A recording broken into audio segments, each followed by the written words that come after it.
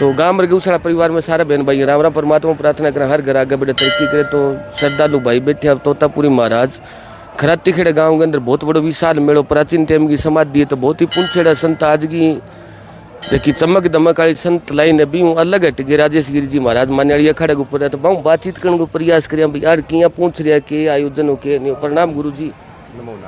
जी जी आज अड़ के कार्यक्रम हो जी खराती खेड़ा के अंदर पूछने यहाँ बाबा तोतापुरी जी महाराज की चेतन समाधि के ऊपर उनके बरसी के उपलक्ष्य में विशाल मेले का आयोजन गांव वालों की तरफ से किया गया है, जिसमें खेल भी रखे गए हैं। तो उसी कड़ी में मेरे को भी सौभाग्य मिला मत्था टेकने का समाधि पे और सब संतों के दर्शन करने के लिए, गांव वालों से मिलने का, मेला कुश्ती दंगल देखने का। तो उसी लिए मत्था टेकने ही आए थे हम लोग भी। गुरु जी जैसे चेतन समाधि का बताया, चेतन समाधि का कैसे पता चलता है ये समाधि चेतन है या नहीं है? ये तो देखो शब्दों में तो इस चीज़ का व्याख्यान कर ही नहीं सकते, वो तो अपने खुद आके अनुभव कर सकते हैं उस चीज़ को। चेतनता एनर्जी ही बता देती है जगह की, जो पॉजिटिविटी है अंदर घुसते ही, उस जगह के अंदर प्रवेश करते ही मन प्रफुल्लित हो जाए और आनंद का महसूस हो। तो इस चीज़ को शब्दों में तो व्याख्या कर ही नहीं सकते, खुद आके और कोई बंदा महसूस कर सकता है इस चीज़ को। यानी रिजल्ट पता चल सकता है उसको यहाँ। हाँ, अगर कोई महसूस करने वाला बंदा है तो वो महसूस कर सकता है इस चीज़ को, अपने कर्मों से कर सकता है। जी जी बिल्कुल बिल्कुल। जी जी। तो अभी प्रयागराज 2025 महाकुंभ था जी। हाँ हाँ। पूरा सनातन धर्म के बहन भाई कुंभ से वहाँ भगदड़ मची, उसको किस हिसाब से देखते हो गुरु जी आप? देखो वो तो प्रारब्ध की बात है। इतनी ज़्यादा भीड़ में मैनेजमेंट में कुछ कमियां रही हैं, कुछ अपने लोगों की भी कमियां रही हैं। पुलिस प्रशासन का सहयोग नहीं किया, जो श्रद्धालु गए थे उन लोगों ने। कुछ प्रशासन की तरफ से भी कमियां रही, वो मतलब रूट को डाइवर्ट नहीं कर पाए। कुछ अपने लोग उनका कंप्रोमाइज़ नहीं कर पाए, रूट्स वगैरह डाइवर्ट किए हुए थे, प्रशासन का माने नहीं वो लोग, ज़बरदस्ती करके संगम के ऊपर ज़्यादा भीड़ इकट्ठी हो गई।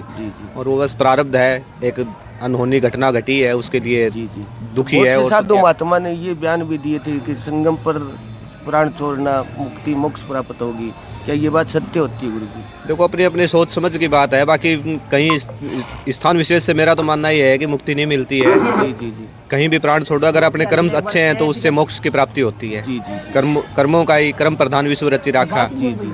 तो अगर संगम पे प्राण छोड़ने से अगर मुक्ति होती तो सब पाप को कर्म करके और संगम पे चले जाते और वहाँ जाके प्राण त्याग देते। तो ऐसा कुछ नहीं है, वो तो अपनी सोच समझ की बात है। जिसने जैसा भी बयान दिया वो अपनी समझ और बुद्धि के हिसाब से देते हैं। जी जी। तो जैसे प्रयागराज के अंदर बहुत से संत महात्मा पीठाधीश पहुंचे, उनको छोड़ के मीडिया ने जैसे कोई मोनालिसा है, कोई और आइटम है, इससे ऊपर ज़्यादा ध्यान दिया, उसके ऊपर आप क्या किस नज़रिए से देखते हो? देखो जितने भी ये जा रहे हैं चैनल वाले, यूट्यूब वाले, जो भी मतलब जा रहे हैं, उनको सब्सक्राइब चाहिए। जी जी। तो आज के समय में मतलब सब्सक्राइब पाने के लिए वो किसी भी हद तक गिर सकते हैं। जी जी। तो उन्होंने अपना किया, वो अपने मकसद से गए थे। जो संत महात्मा गए थे वो अपने जप तप ध्यान अनुष्ठान करने के लिए गए थे, संगम स्नान करने के लिए गए थे। उन्होंने वो किया।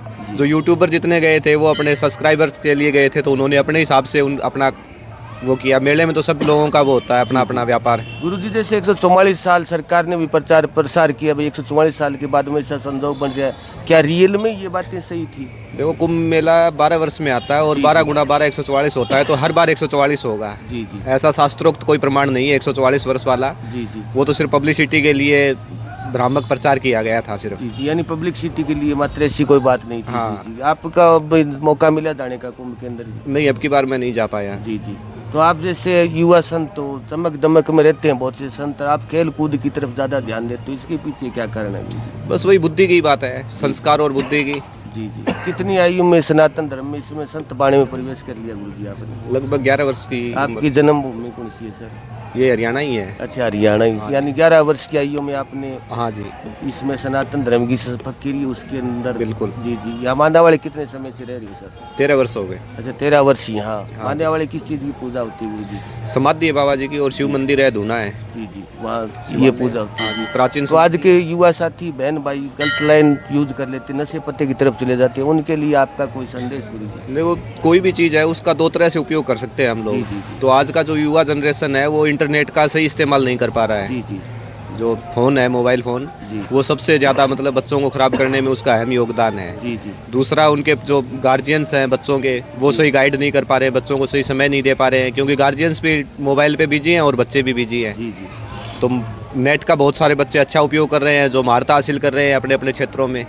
लेकिन 90% 95% बच्चे उसका गलत ही इस्तेमाल कर रहे हैं। जी जी समझ नहीं है बच्चों को जी और समझाने वाला कोई है नहीं। जी। चलो बहुत धन्यवाद, बहुत अच्छी बात बताई गुरु जी, आपको प्रणाम, प्रभु की कृपा बनी रही। तो बहुत अच्छे विचार रखे गुरु जी ने भाई। इस समक दमक और सनातन धर्म में जो अलग अलग तरह के साधु महात्मा रहते हैं उनके ऊपर अच्छी बातें बताई भी, किस हिसाब से इंसान को रहना चाहिए, किस हिसाब से चेतन समाधि का पड़ताल हो जाता है। तो बहुत से भाई बहन यहाँ इनसे ज्ञान भी प्राप्त करें। बाकी निवेदन ज़्यादा से ज़्यादा शेयर करना, आपके सुझाव विचार हो तो ज़रूर बताना।